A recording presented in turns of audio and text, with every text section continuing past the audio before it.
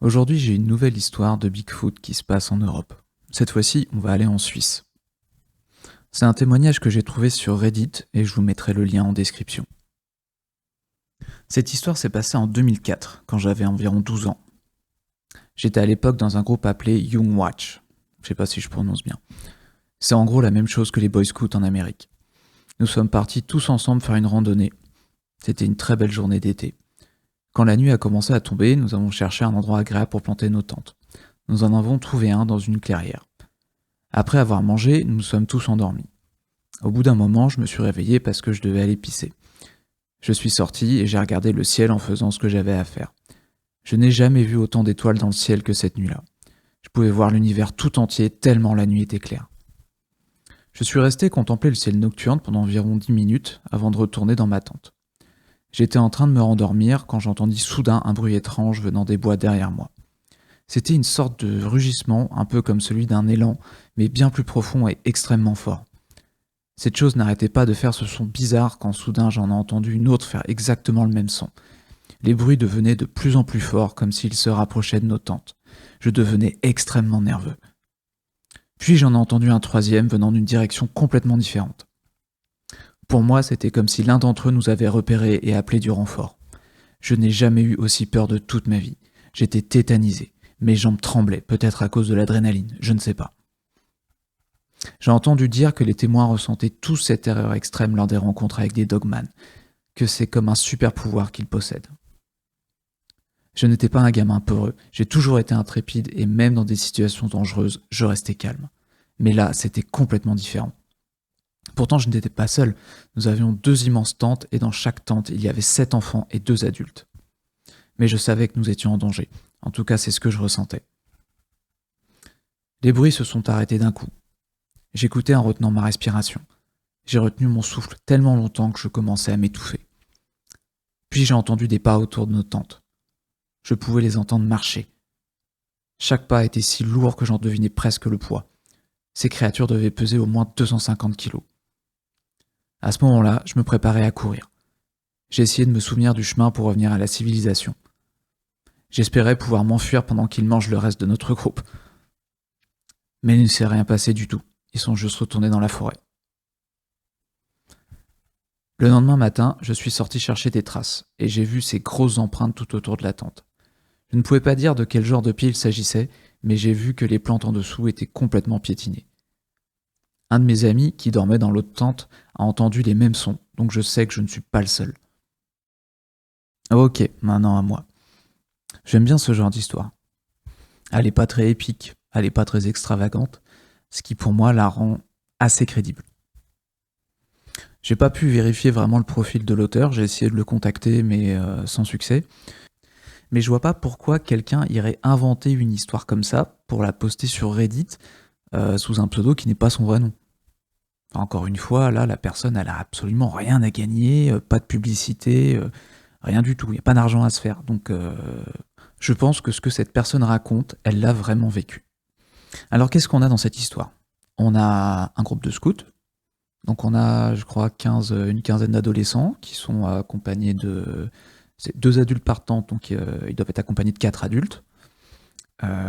Et donc ils font une randonnée, ils se baladent, et la nuit, ils campent. Là, donc le témoin, il sort pour pisser, la nuit elle est très belle, il reste contempler la nuit un petit moment, il retourne se coucher, et il entend des bruits. Des bruits qui le font absolument flipper, donc des espèces de grognements, des rugissements, on sait pas trop. Alors premièrement, si le gamin, effectivement, c'est un scout, ça veut dire qu'il a l'habitude d'aller camper, et il connaît la faune de sa région, il connaît les animaux classiques qu'il peut rencontrer dans la montagne, et il connaît très certainement leurs cris ou leurs bruits. Alors je sais pas si vous avez déjà fait du camping en pleine nature, moi j'en ai jamais fait, mais je sais que j'aurais énormément de mal à m'endormir, parce que justement je suis pas du tout habitué à ces bruits-là. Donc pour que le gamin ça le réveille, en tout cas que ça l'empêche de dormir et que ça le fasse flipper, il faut vraiment que ça sorte de l'ordinaire. Ensuite, il raconte qu'il est tétanisé par la peur. Bon bah ça c'est tout à fait compréhensible, hein. Dans un état de peur extrême, on se sent tétanisé, on est incapable de bouger, on est comme figé, ça c'est une réaction qui est tout à fait normale. Alors ce qui est intéressant, c'est quand il fait le lien avec le Dogman, parce qu'en fait, il fait référence à la théorie des infrasons. Alors les infrasons sont des sons qui sont extrêmement graves et qui sont pas perceptibles à l'oreille humaine, mais qui peuvent quand même nous affecter. Alors il y a des études qui ont été faites sur les infrasons, mais on n'en est encore qu'au balbutiement des recherches. On est vraiment tout au début et on ne connaît pas grand-chose. Mais néanmoins, ce qu'on a pu prouver lors de certains tests qui ont été faits, je pense notamment à une expérience qui a été faite lors d'un concert où ils ont projeté en fait des infrasons à divers moments, et ben les gens du public en fait ils ont ressenti des choses négatives, des choses assez fortes, comme des moments de tristesse, une peur très intense, des nausées, ce genre de choses. Il y a aussi certains animaux qui utilisent des infrasons pour communiquer, donc on a les baleines par exemple, ou encore les éléphants. Par contre, ce qui va nous permettre de faire le lien justement avec cette histoire, c'est qu'on suppose que des prédateurs seraient capables de produire des infrasons, comme par exemple le tigre, qui pourrait concrètement, alors j'utilise un terme geek, il pourrait stun sa proie en utilisant justement un infrason. Alors du coup, il y a tout un tas de théories, comme quoi les Bigfoot, Sasquatch ou éventuellement le Dogman, bon c'est pas totalement notre sujet, mais on pourra éventuellement y revenir dans une autre vidéo. Donc il y a des théories comme quoi le Sasquatch et le Bigfoot, ou l'Almasty, le Yeren, bon, tous les hommes sauvages, seraient capables d'utiliser les infrasons pour affecter leur proie, mais aussi, eh bien, nous, les êtres humains. Alors c'est quelque chose qui est rapporté par des randonneurs aux États-Unis et au Canada, donc des sentiments d'inconfort, de peur, de nausée dans certaines zones de forêt ou à certains moments. Et puis donc par exemple à un instant T, ils vont se balader dans un endroit, ils vont pas se sentir bien, ils vont sentir qu'il y a un danger imminent, il y a quelque chose, et ils vont revenir le lendemain, même endroit, tout ira bien, ils se sentiront hyper bien. Donc ça, bon après encore une fois c'est des théories, mais néanmoins c'est intéressant. C'est intéressant et je pense que ça pourrait expliquer justement tout le côté, ce qu'ils appellent Supernatural Sasquatch, tout ce qui va être les capacités extrasensorielles et surnaturelles du Sasquatch, ces super pouvoirs entre guillemets.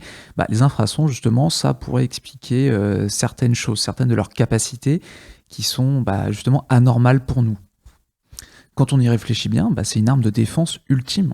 Parce que ça veut dire qu'ils ont la capacité de désorienter, alors je vais pas dire leur ennemi, mais en tout cas nous par exemple, alors les êtres humains qui vont envahir leurs habitats, ou les chercher, comme tous les enquêteurs de paranormal, ce genre de choses. Donc ils vont avoir la capacité de, par exemple, les bombarder d'infrasons pour les désorienter, les faire se sentir mal, pour les faire fuir, tout simplement, sans avoir besoin de la violence, ou sans avoir besoin de se montrer. Et ça suit une logique que j'aime bien, que je trouve particulièrement pertinente concernant ce cryptide, c'est-à-dire que c'est un cryptide qui justement cherche à minimiser les risques au maximum. Ça correspondrait bien à son état d'esprit. Un état d'esprit qui consiste à fuir l'homme coûte que coûte. Maintenant, pour revenir à la Suisse, je pense que c'est un habitat qui est tout à fait plausible, parce qu'on est quand même face à un pays qui est très très montagneux et qui est quasiment recouvert de forêts, avec une densité de population quand même relativement faible sur les 3/4 du pays. On a beaucoup de paysages alpins, on a une nature qui est préservée, des lacs qui sont magnifiques, et des zones qui sont difficilement accessibles. Il y a aussi des traditions un peu mystérieuses dans le folklore. Alors encore une fois, moi je suis pas expert, néanmoins il y en a une qui a particulièrement attiré mon attention et qui me fascine depuis des années, c'est, alors encore une fois, je vais certainement écorcher le nom, c'est une tradition qui s'appelle Chagata, et en fait Chagata, alors ça veut dire sorcière ou être étonnant, d'après Wikipédia, et donc c'est des personnages monstrueux en fait qu'on voit dans les rues des villages pendant un carnaval.